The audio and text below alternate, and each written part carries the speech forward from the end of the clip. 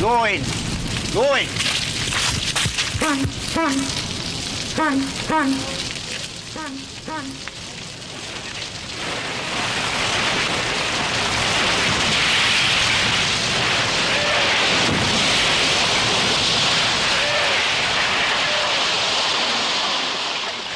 Go for.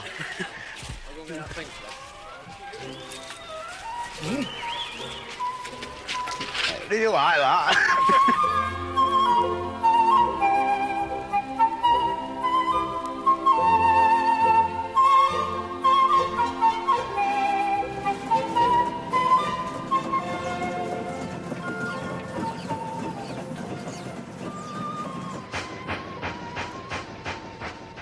Apart from his work on chimneys and spires, Fred Dibnah has devoted his life to steam.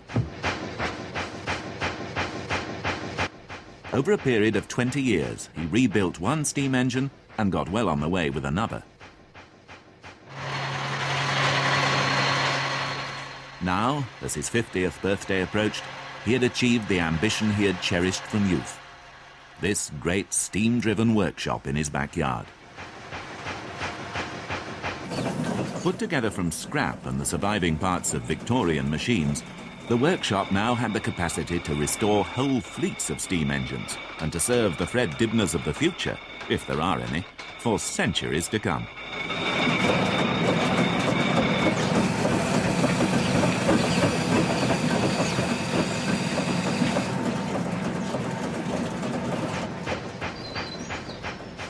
At the same time, Fred had by no means neglected over the years the improvement of the family quarters. Since you were last here, like, I've bought my house off the Earl of Bradford. This character rung up from Cambridge and said, you know, we're coming up to have a chat with you see. And Mr. just forgotten his name, but he liked to look at your steam engines. And I thought, ah, then Cambridge, you see, they big steam men down there, you know. And they would come up and I'll impress them with my steam engines and then I'll get a bit knocked off price at the house. Anyway, up they came and, you know, it happened to be raining that day, so we didn't bother going to work, and we had steamroller taking over in the shed. And this man from Cambridge appeared to be quite impressed and said, well, how much will you give me? Well, in the, you know, for this here house, you see. And I wandered around showing him all the bad points. So there's a 9-inch bulge on the back, you know, and it's a bloody wonder it's not all in the river, you see. And a bit of time went by, and cutting a long story short, like, we got it for £5,000 and all this land and everything, you know. And so now it's up to me to, you know, stop the bloody thing slipping into the river.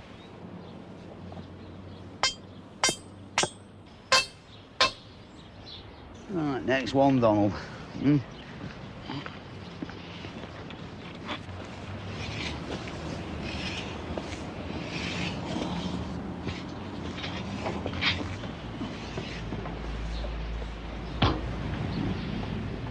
don't fall off there. No. You've got the square bit out the middle. Well, it don't matter, really. Just keep screwing. It'll do that. Right, oh, that's it. Beautiful. That should hold it up. When we first came, you know, there noticed this great nasty bulge on the back, you know, and I thought, I know why they've let me have this cheap, you know, sort of the bloody back's going to fall out. And then one day, I think I was lying in bed and there was one hell of a bang. And I thought, that's it, the backs fell out. The outside 4.5s fell out of the bloody place. And we're under a bit of a misapprehension. It was actually a gas explosion, you know. Like, the wife come running upstairs screaming, no eyebrows, a big hole burnt in front of her dress. Bloody gas cooker had blown up.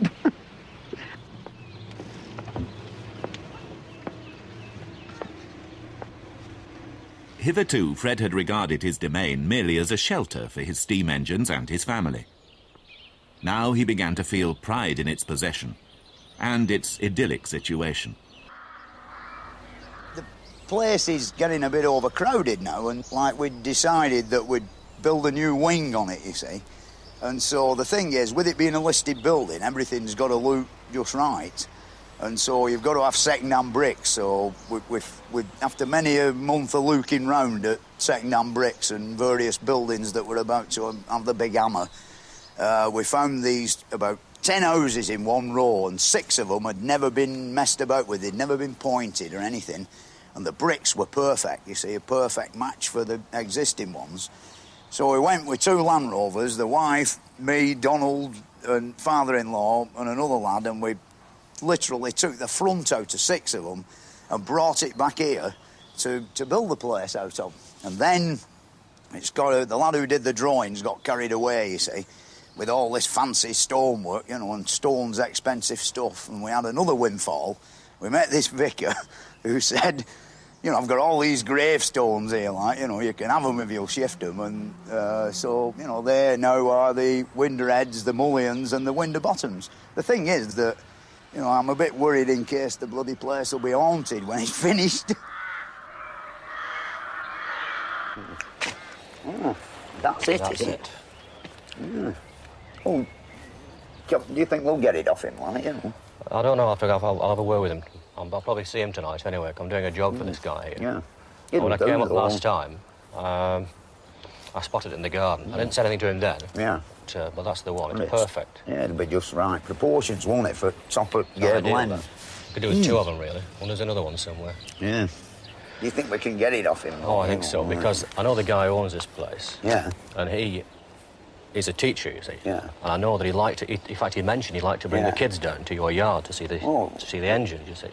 So I can work a deal in. That if he brings the kids down, if he'll let you have his stone ball, then sort of payment, if you like. Yeah, I'm game if he is. OK. Yeah. This is where the Tarzan act comes in, eh?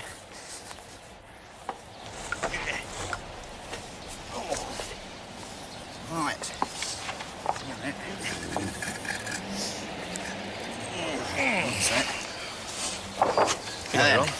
Yeah, I've got it.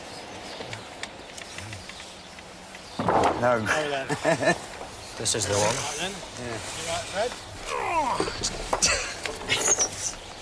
Keep going. Got a shot. Right. Well, got it on that. Yeah. On that pin. Oh, wait a minute. We might all end up with big what's it, so you... Yeah. So, that's it. How's that? Superb. Yeah. How's it look?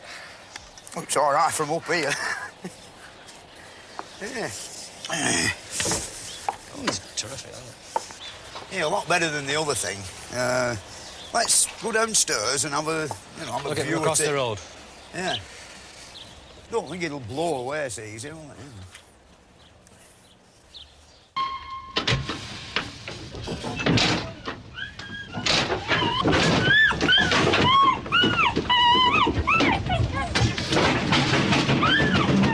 Every summer, when the children were young, Fred and Alison made the epic journey at a stately 4 miles an hour to a steam rally at Chelford in Cheshire.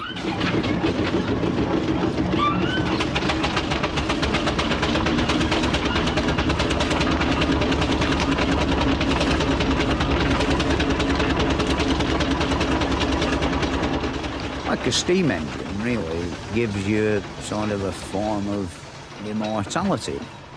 To actually resurrect one from a pile of rust, you've got your stamp on it.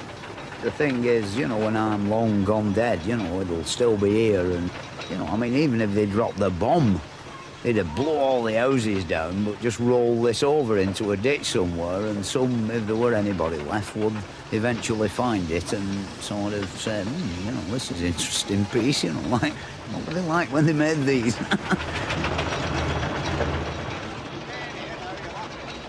You've got to have a very good wife if you have a steam engine that understands, When I got married, things were a bit rough as far as steam engines were concerned, and divorce proceedings were imminent on quite a lot of occasions. But as the years roll by, like Alison, my wife, has gotten more liking to the thing. I have a good mother, and she used to help me a lot.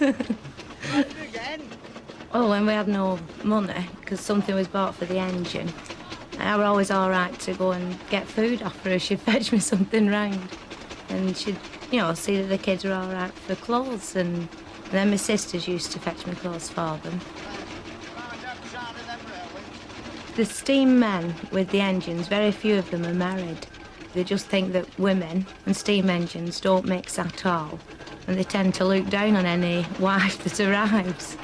They think that you might try and get them to get rid of their engines, which has happened.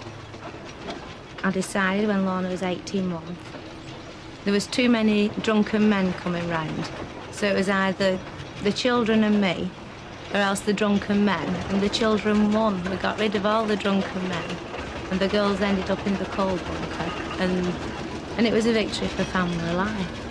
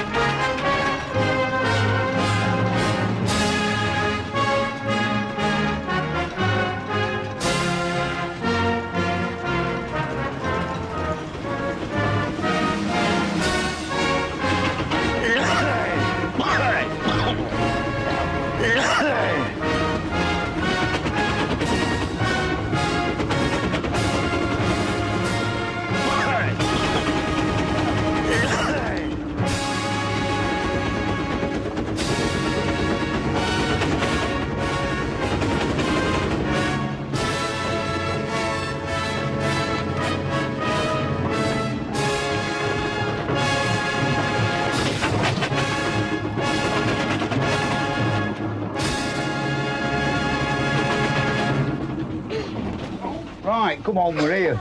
You can get out now.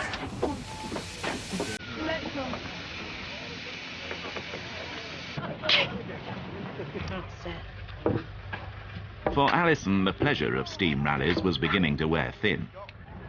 As the years went by, her thoughts turned increasingly to sunnier vacations, beyond the range of Fred's roller. I ask him every year. I've said every year, I would like a holiday, Fred. And he wouldn't like a holiday. Other wives go on holiday, so why can't I? What Alison had in mind was this sort of thing. A holiday abroad, Greece or somewhere similar, and that was the snag. Fred had been abroad once when he was in the army, and he didn't like it. Well, in Greece, really, there's nothing there for a man like me, I shouldn't think.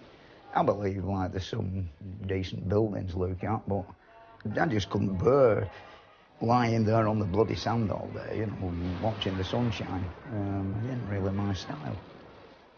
They're a bit vain, people who get like that, aren't they? They've got to bloody lie there in the sun so that when they come back to grotty old England, where the sun never shines, everybody will think, where on earth have they been? They must have been abroad, It's all one-upmanship, isn't it? The holiday job, really. With each passing summer, Alison's thoughts turned to the golden beaches of the travel brochures. Now, at last, she was determined to take the plunge. Oh, well, me and the girls are going to Greece this year for a holiday. I've waited 18 years, and we're going to enjoy ourselves, get sunburnt. Fred, of course, will be going to Stockport to an engine rally. He'll enjoy it, and I'll enjoy my holiday. Well, he is grown up now. He'll do all right. He says he can cook eggs and chips. We'll be all right for drinks, as long as he remembers he's got the kettle on. I just booked and told him, and when he started complaining, I went and paid for the holiday. He's very upset about it. In fact, it's making him ill. That's really it is. But I'm still going on holiday.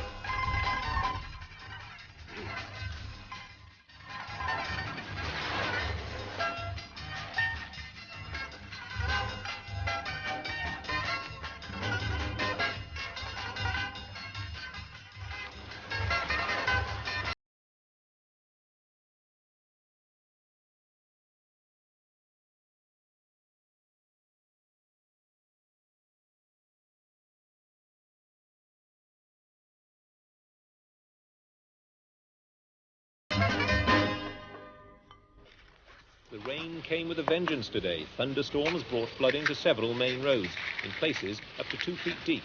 Fire brigade had many calls from householders. Some people had to paddle to work.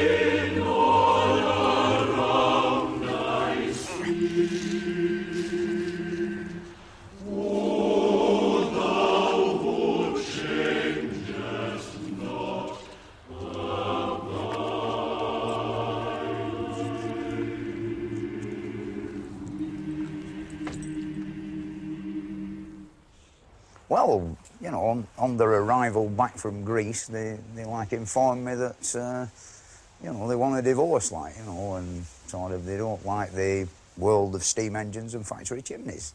Like, I don't know why, because the bloody chimneys have kept us alive for 18 years, you know, and life really at this moment in time, well, it had got to a stage where we, you know, could more or less semi-retired, you know. Like, now it looks as though I've got to get a mortgage and work for another 18 years, you know, to buy Alison a house and fix her up in the style that, you know, she's become accustomed to.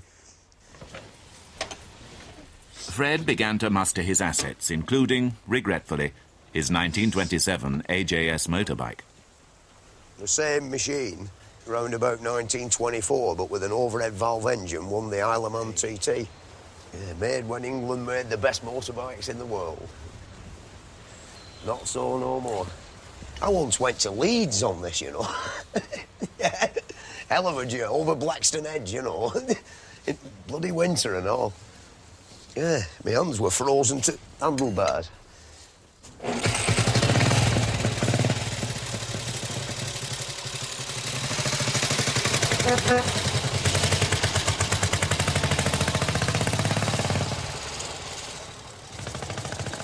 It was a shame, really. It's one of the few things I've had to part with that I really liked. And, you know, we got the thing there and there were a hell of a crowd. In fact, there were that many people there, you couldn't move hardly. And I got £1,700. It were knocked down at 1,700 quid to a man from Macclesfield. And I'll weigh that into the Building Society for the war efforts. You know, I'll not see any of it, but at least it'll help with the payments. And all, and sort of I went away with the engine the other Friday to open a solid fuel shop at Bury, and when I come back, she'd moved on. Left alone with his thoughts, Fred came to see the stress of the celebrity business as one cause of their domestic troubles.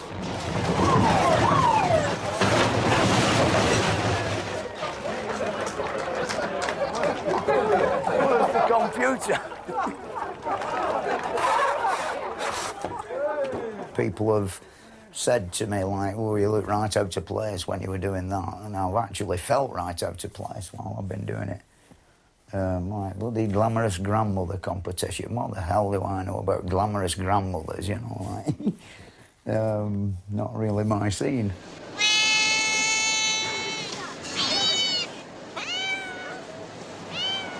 I don't think they like me. Yeah, I don't think they like me, cats. It's stuck in.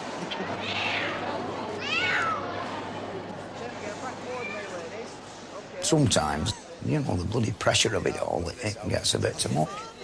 I don't think Alison was a person who liked excessive pressure. You know, she was more the person who were quite content to sit there watching telly and, you know, just go out and do the things she wanted to do. Without having all this extra load thrust on her back, because there is no doubt whatsoever she were a good help to me.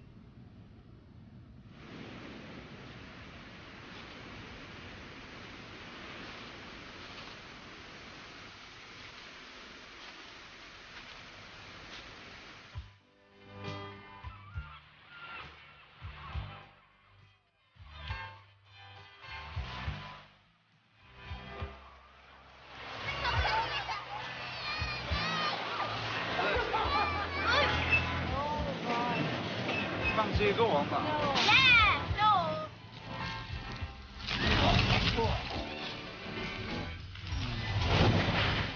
You enjoy that. They were a bit tight, weren't it, when you think about it? Yeah. We'll just have these and then we'll zoom off.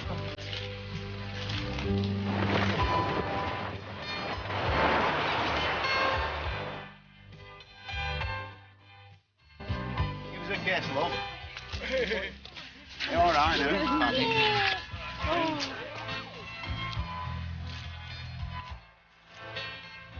Well, you should always ask them who they are.